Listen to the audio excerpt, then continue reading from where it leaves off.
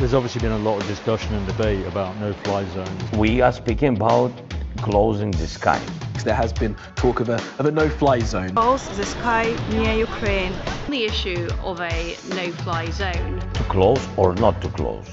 So a no-fly zone is where one nation or perhaps a group of nations seeks to impose a level of air control over a country or perhaps a piece of a country. The important thing, I think, to grasp is that in doing that, those nations or that nation needs to be prepared to enforce that no-fly zone, which means you need to be prepared to shoot down enemy aircraft or perhaps attack enemy surface-to-air missile systems. We've seen them used before over the top of Iraq and elsewhere. That's the international community trying to put in place a level of air control to reduce the type of violent activity that's going on the ground. So in Ukraine, there's been a lot of debate about whether the West should put a no-fly zone over the top of Ukraine to try and reduce some of that pressure from Russian forces on the Ukrainian population and on their armed forces. The reality is that setting up a no-fly zone would lead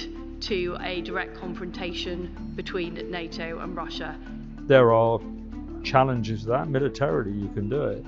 But those challenges mean you've got to be prepared to engage Russian and perhaps Belarusian aircraft and their service-to-air missile systems, and therefore that would be a significant escalation from a Western, from a NATO perspective. So at the moment, the Ukrainian Air Force, and to be fair, their other armed services, are doing a fantastic job keeping some level of control in Ukrainian airspace. The Russians would have expected to take complete control of that airspace by now, and it's not happened.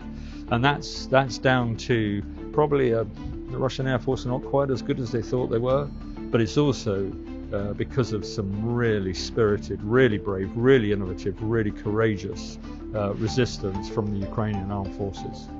If Ukraine were to lose that ability to at least deny Russia control of its airspace, then Russia would be able to roam freely across Ukraine from an air point of view. And that changes the tenor of this campaign quite significantly.